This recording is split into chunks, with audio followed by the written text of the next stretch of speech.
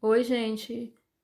Hoje nós vamos fazer a correção das atividades, que ao mesmo tempo é uma revisão, né, para a prova que vocês receberão, terão que pegar na escola próxima semana e terão a data para devolver.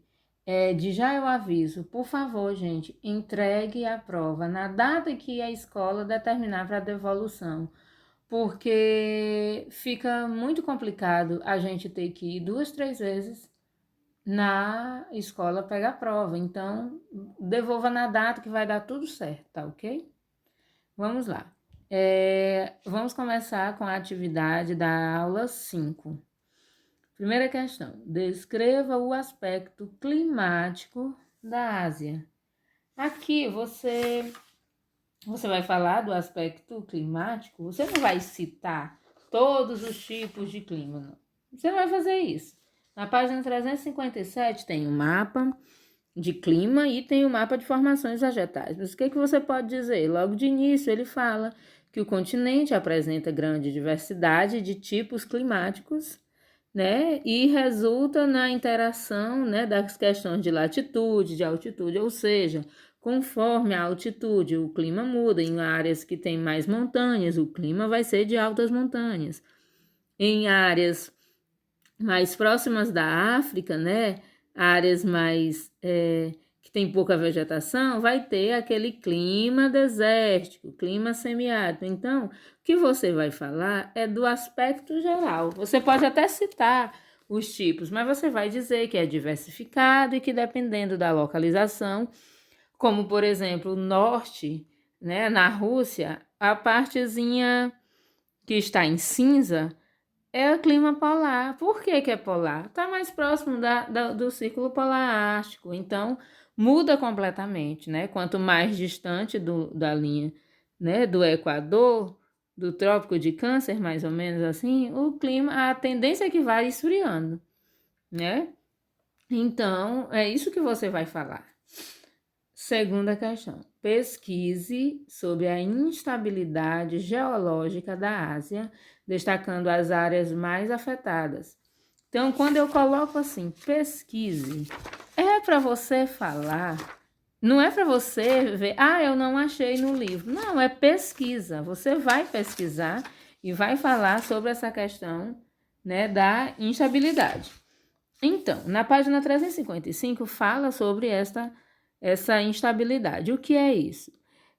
Aqui está dizendo que a Ásia se encontra, o continente todo, né, se encontra em áreas de grande instabilidade. Por quê? Porque estão localizados nas proximidades das zonas de contato entre as placas, ou seja, o continente está localizado em áreas na borda da placa. Lembra daquela historiazinha que quando a gente está no meio da placa, o que acontecer na borda a gente não vai sentir muito, como é o caso do Brasil.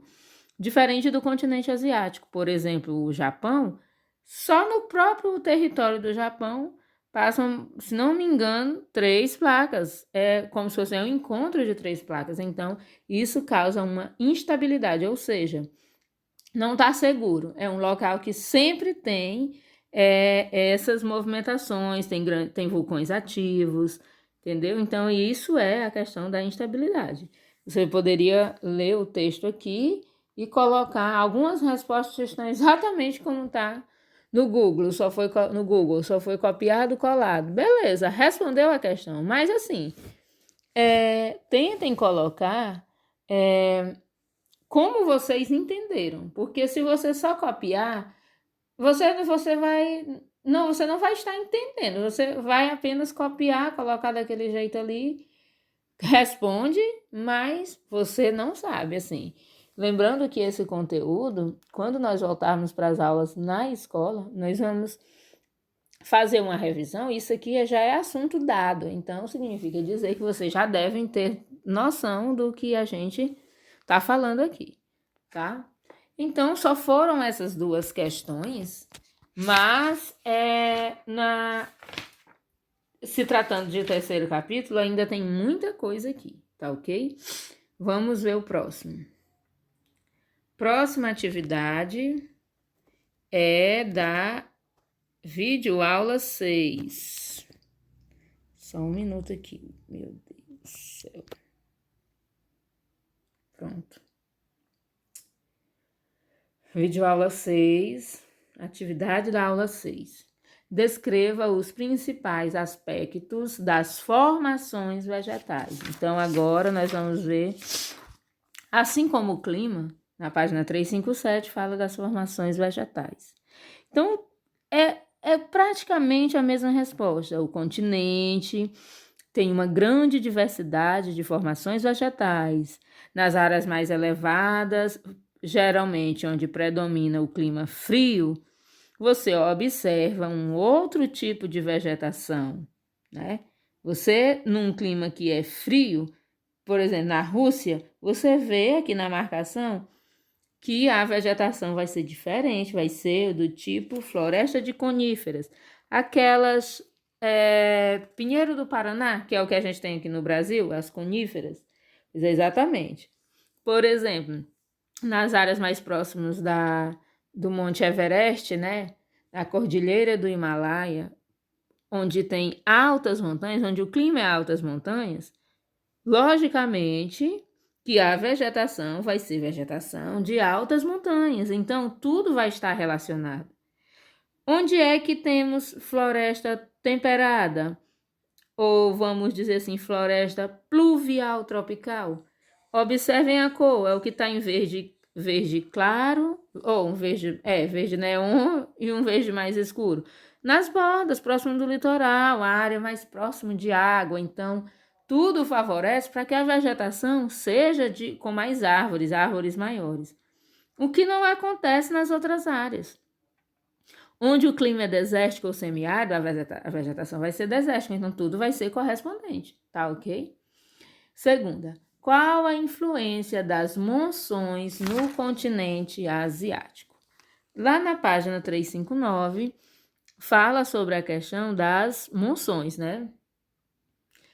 Que são essas unidades, né, que eles chamam, elas interferem diretamente na questão da agricultura, do tipo de solo. Então, qual a influência na monção? O texto aqui diz aqui, ó, o deslocamento das massas de ar úmidas formam camadas, né, sobre o oceano em direção ao continente, provoca a chuva, que isso é fundamental para a agricultura, por exemplo, de arroz. Do mesmo jeito, nos períodos dos ventos secos, né, as monções de inverno chamado, vem atrás aquela sequidão, ao contrário do que a gente imaginava, né?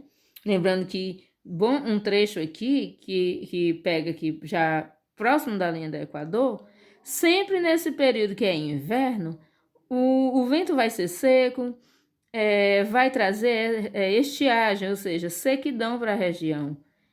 Ou seja, terá uma dificuldade maior nessa questão da agricultura. Então, no geral, vocês iam falar dessas questões, né? No que é que influencia. Terceiro, quais os 3 principais rios da Ásia? Ó, quando a gente fala de rio, de água, né? A gente sabe, né, que é um bem considerado um bem muito disputado no continente, né? Então, aqui eles citam como sendo algo que para eles tem uma importância muito grande, não só tem uma importância muito grande, não só física, mas também com relação à importância religiosa. Por exemplo, aí ele cita aqui quais os 3 principais, né? Os 3 principais, o rio Yangtze, né, que serve como que ele tem quedas d'água, né, rios cachoeirados, então ele traz essa possibilidade de criação de usinas hidrelétricas. Tem o rio Ganges, né, como já foi falado, que é o rio que tem um valor espiritual muito grande para eles. E aqui o texto cita outros, né? Não é só esses 3, tem vários, mas vocês podem citar esses 3, né? Mekong, Ganges, Yangtze, dentre outros, né? Esses são os principais. E aí ele diz qual a importância de cada um deles, é exatamente o que eu falei. Na página 354 vem falando da importância de cada um. Um tem uma importância religiosa, o outro tem uma importância econômica pelo fato de ter a maior usina hidrelétrica, né? Então, é por aí que vocês deveriam responder. Quarta questão. Que disputa já houve ou ainda existe pela água no continente asiático?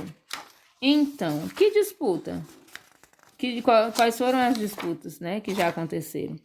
Aí vem falando aqui na página 360 sobre as regiões que ainda enfrentam problemas e que, de certa forma, né, causam, tem essas disputas. Aí ele cita aqui que são disputas, principalmente na região de Israel, Jordânia, né, devido às águas do Rio Jordão. No Paquistão, né, região da Caxemira. Essas são as que a gente pode citar, tá ok?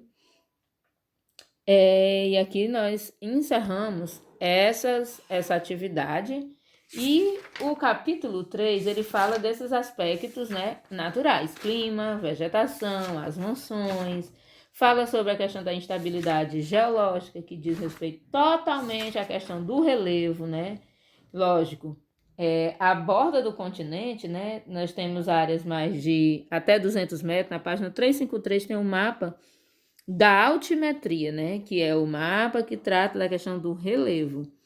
E mais para dentro, né, o que está de laranja são as áreas mais altas. Então, como se tratando de relevo, mais para o interior do continente são as áreas mais elevadas e nas bordas, né, mais próximo do mar, tem as áreas de planície, ou seja, as áreas mais rebaixadas. E também no capítulo 3 fala sobre a questão da regionalização, a divisão da Ásia, né? Ásia Central e Setentrional, Leste Asiático, Sul da Ásia. Essa divisão é só para ficar mais fácil o estudo, né? Então, o terceiro capítulo são aspectos naturais. Vamos agora para a atividade da aula 7, que foi aquela que deu um probleminha no slide. Até hoje eu nem entendi. No slide não, na gravação, o slide foi feito, como eu mostrei para vocês. Mas vamos lá.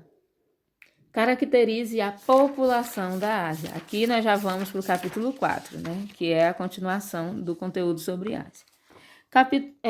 População da Ásia. Então, como se caracteriza? A população da Ásia, como a página 366 diz, é marcada por grandes contrastes étnicos, ou seja, vários tipos de povos, com características até físicas um pouquinho diferentes, não é tão diferente assim. Contrastes culturais, várias religiões, vários tipos de formas de vida, alimentação, e também o que a gente pode falar da população, né, que é o continente, né, mais populoso do mundo, né, que tem a maior movimentação de pessoas. Muitas pessoas ainda vivem nas áreas rurais, porém a urbanização tem crescido nos últimos anos. E tem também os contrastes, né, de vida, né, de questão de condições de vida. Em alguns lugares nós temos um povo bem mais urbanizado, mais rico, vivendo em áreas com boa infraestrutura, e outros locais, como mostra aqui uma área rural da Indonésia, as pessoas passando de certa forma necessidade. Então, a caracterizar a população da Ásia é dizer basicamente isso. Segunda questão, como está distribuída a população pelo território asiático? Então, como está distribuída essa população? Nós vamos lá para a página 368, onde fala dessa questão da distribuição. Tem um mapa da densidade populacional e nós podemos ver que nas áreas mais industrializadas, onde está a cor marrom, né, tem 100 ou mais habitantes por quilômetro quadrado, ou seja, nas áreas dos tigres asiáticos, na China, nas principais, né, da China. China é grande, então, quanto mais próximo de Xangai, de Pequim, tem mais pessoas. Na Índia, né, mais próximo da capital, Nova Delhi, Calcutá, então tem mais pessoas. Então, e a gente vê que nas áreas de tanto na parte da Rússia, né, que o clima é mais polar e é de difícil sobrevivência, a gente vê que tem bem menos, quanto nas áreas próximas das montanhas, na Arábia Saudita, onde o clima é desértico e semiárido. Então, toda essa questão, às vezes a pessoa, estudar aspectos naturais e aspectos econômicos juntos. É porque tem uma ligação. Onde tem mais indústria, vive mais pessoas, mas as indústrias só foram para lá porque deu certo para instalar por questões de clima, por questões de relevo, de vegetação, o lugar favorece. E então o aspecto natural ele está ligado totalmente ao aspecto socioeconômico. Terceira, quais os maiores aglomerados populacionais da Ásia? Então, na página 369 fala dos principais, são 4 os maiores aglomerados, porque assim, o continente todo é o continente mais populoso do mundo, porém tem áreas que não tem quase ninguém, como acabei de mostrar, falar sobre alguns trechos da Arábia Saudita, da Rússia, e é como se vivesse muita gente num só lugar. É o caso do Brasil. A maior parte da população se concentra na região sudeste, nordeste, no caso, as capitais, mas no norte a gente vê que é desordenadamente povoado, como a gente viu, né, no ano passado, no 7º ano, a gente sempre estuda sobre isso. E da mesma forma é o continente asiático. Então, os principais aglomerados populacionais é Tóquio, né, no Japão, Nova Delhi, na Índia, Xangai, na China e Mumbai, na Índia. Diga-se de passagem, a China, a capital é Pequim, mas o maior aglomerado populacional não é na capital, é em Xangai. Porém, a capital sim também tem, afinal de contas é a capital. Mas assim, outra cidade se destaca bem mais que a capital, como é o caso do Brasil. Capital é Brasília, mas onde é que está o destaque de tudo, de indústria, de economia, de aglomerados populacionais? O nosso é São Paulo e não é a capital. Quarta questão. O que é a política do filho único? Quais os resultados observados em 2015?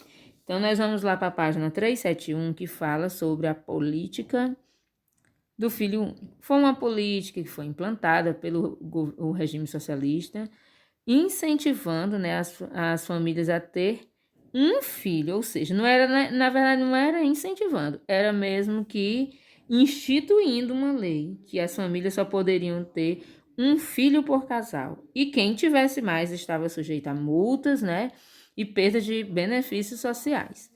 E aí, aos poucos, eles foram percebendo, né, que a população estava se mantendo naquele nível, uns envelhecendo e pouca gente nascendo, ia precisando de pessoas nas indústrias para trabalhar nas atividades comerciais, industriais, e eles viram a necessidade de voltar isso um pouquinho. Então, eles, bem que dizem, em 2015, preocupado com a taxa de crescimento negativa e uma população cada vez mais envelhecida, o governo chinês foi obrigado a rever a política e conceder aos casais a opção do segundo filho.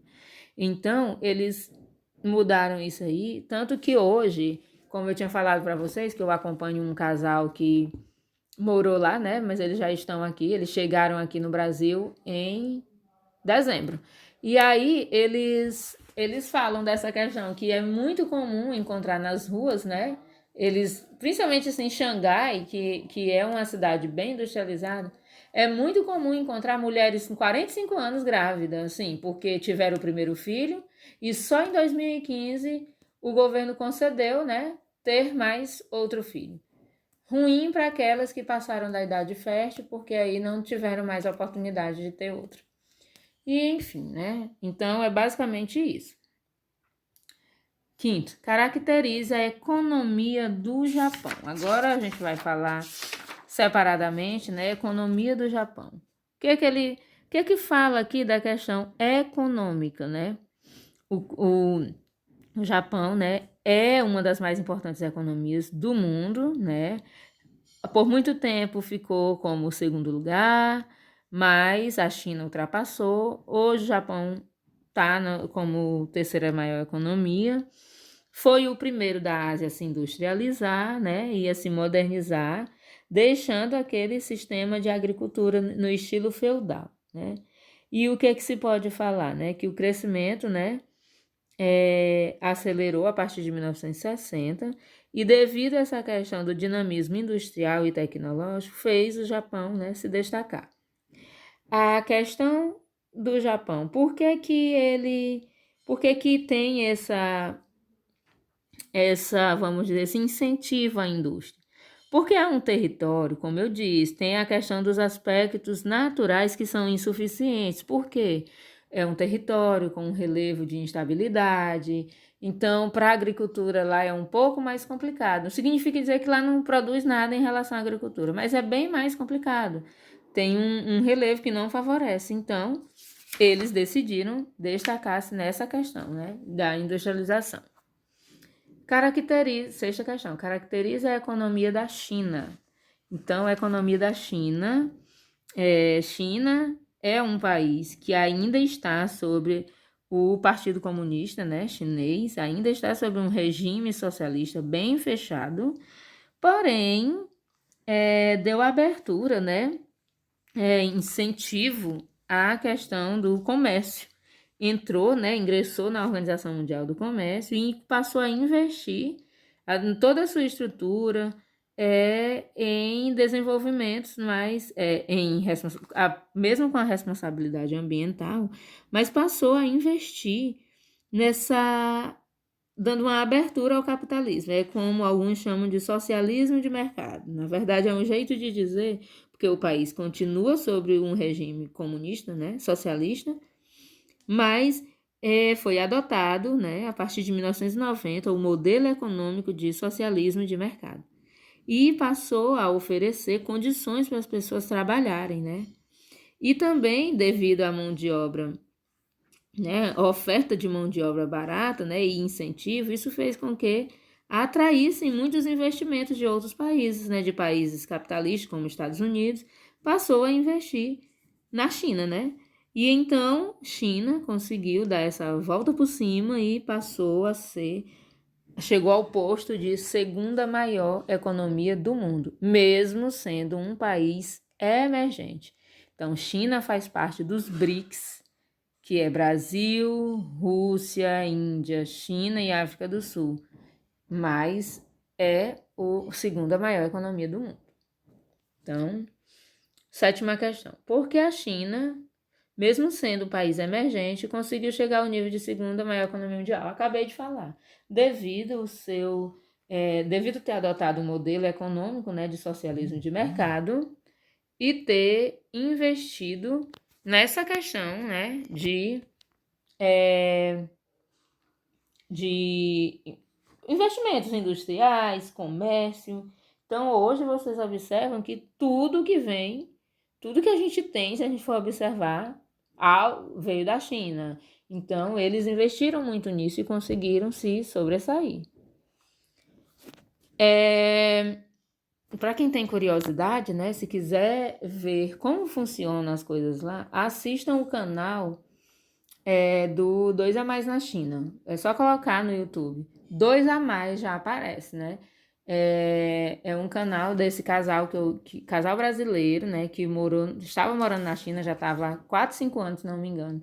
Então, tudo o que vocês quiserem saber sobre, vocês vão encontrar lá, porque lá eles faziam os vlogs, assim, era o dia a dia deles, eles contavam tudo. Então, é muito interessante, muito mesmo. A partir daí, a gente pôde ver a população, as pessoas gostarem mais de manter um corpo magrinho, então eles tomam muito sopa, caldos, a refeição pela manhã não tem essa coisa de café da manhã, e tudo é feito na rua mesmo, no caminho para o trabalho. É muito interessante, muito mesmo. Porém, em relação à questão de como tudo aconteceu sobre a questão do coronavírus no mercado e tal, realmente é desse jeito. É uma situação, é gente fumando aqui do seu lado, sem nem se preocupar se você está incomodado. É um ambiente que passa pra gente como um ambiente sujo, tá? Então, é uma situação realmente assim, em relação à higiene, foi o que me chamou a atenção, que bate exatamente com o que falam. Então, qualquer coisa, é só vocês procurarem, vocês vão ter mais informações. Vamos para a próxima. O vídeo já ficou muito grande, né? Mas, enfim. Atividade da aula 8. Quem são os tigres asiáticos? Bem, a gente falou, né? E eu até coloquei na videoaula, tudo foi comentado. Os tigres asiáticos, né? São países que obtiveram destaque industrial e econômico nas últimas décadas. Então, são países, não, países é um jeito da gente dizer, né? Mas a gente fala assim, são países que tiveram grande destaque econômico e industrial nos últimos anos. E, devido à sua força econômica, foi chamado de tigres asiáticos. Segunda, quando surgiram os novos tigres asiáticos? Então, como a gente falou, os tigres até décadas atrás era Coreia do Sul, Singapura, Hong Kong e Taiwan. Se vocês observarem no mapa, Coreia do Sul, um país, Taiwan também, Singapura e Hong Kong não é um país. Então, esse é o que você pode observar que a gente chama de país, mas tem a observação aí para Hong Kong. Quando surgiram os novos tigres? Aí, o texto aqui na página 377 fala sobre esse surgimento, né? Que na década de 1980, uma segunda geração de novos tigres despontou. Quais foram? Tailândia, Malásia, Indonésia. E aí ele cita também que no século 21, já agora, né, Filipinas e Vietnã também apresentaram esse desenvolvimento econômico acima da média e passaram a integrar a terceira geração. Então, agora nós temos. Então, foi 4, 7, 8, 9. Temos 9 tigres asiáticos, tá ok? Terceiro, quais as características econômicas da Ásia Central e Setentrional? Ásia Central e Setentrional. Qual a característica, né, dessa região? Então, é uma região, né, que engloba aquela parte lá da Rússia, né? E os países que um dia fizeram parte da União Soviética, como, por exemplo, Cazaquistão, Quirguistão, Turquistão e tal. Então, qual é a principal característica desses países? A gente sabe que devido ao relevo, o clima ser um pouco mais frio, não tem um favorecimento tanto assim para investimentos, né, em agricultura, então eles se destacam, né, só um minuto. Eles se destacam nas questões de exportação do petróleo, gás natural, recursos minerais em si. Esse é o destaque, né? Então, economicamente, o crescimento econômico deles se deu por essa questão do destaque em recursos minerais, petróleo e gás natural. E isso fez com que aumentasse, sim, os seus investimentos. Houve um avanço. Quarta questão. Quais as características econômicas do sul da Ásia? Página 383 fala do sul da Ásia, que engloba a região ali da Índia. Então, região da Índia, né? Qual é o destaque, vamos dizer assim? Qual a característica econômica que a gente pode falar? No geral, o que destaca a região é a agricultura. O sistema de plantation, ou plantation, como alguns chamam, principalmente de arroz, trigo, algodão, milho. Então, são gêneros agrícolas. O destaque dessa região fica por conta dos gêneros agrícolas. Principalmente onde? Índia, Paquistão, Bangladesh. Então, são essas regiões onde predomina, né, esse tipo de investimento. Então, é a agricultura. Então, se você observar, você for pegar o continente todo, você vê que num lugar é mais recursos minerais, no outro é industrialização, como é o caso da China e tigres asiáticos. No outro é agricultura. Por quê? Devido a essa diversidade. Aí aqui, quais as características econômicas da Índia? Separadamente, né? A Índia faz parte do sul da Ásia, mas separadamente a Índia tem um destaquezinho a mais. Na página 384, fala do expressivo crescimento econômico que a Índia obteve a partir de 1990, né? Com o destaque na diversificação industrial, com relação às empresas transnacionais, ou seja, as multinacionais. Os investimentos foram em tecnologia de informação, que o texto fala de TI, com a produção de softwares, hardwares e computadores, tudo para essa área de tecnologia de informação. Então, apesar de o sul da Ásia ter esse desenvolvimento na agricultura, a Índia, separadamente, se destaca por essa questão, né, da tecnologia de informação. Tá ok? Então, essa foi a última atividade que nós fizemos a correção. Praticamente, aqui eu dei as respostas, ainda indicando a página. Se vocês tiverem alguma dúvida, antes, até véspera de pegarem a prova na escola, pode me chamar no direct, mandar e-mail, mensagem, ligar. O WhatsApp é bem mais fácil, logicamente, que eu tiro a dúvida. Agora, quando vocês estiverem com a prova, que eu acho que foi marcado para vocês dia 1º, aí eu não tirarei dúvidas, né? Porque, afinal de contas, vocês estarão fazendo prova. E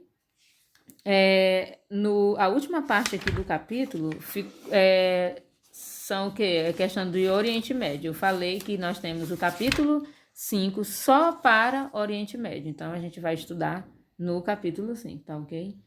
Então, façam a prova, entregue na data, para que a gente não tenha problema com prazos, tá? E se tiverem dúvida antes disso, me procurem, tá ok?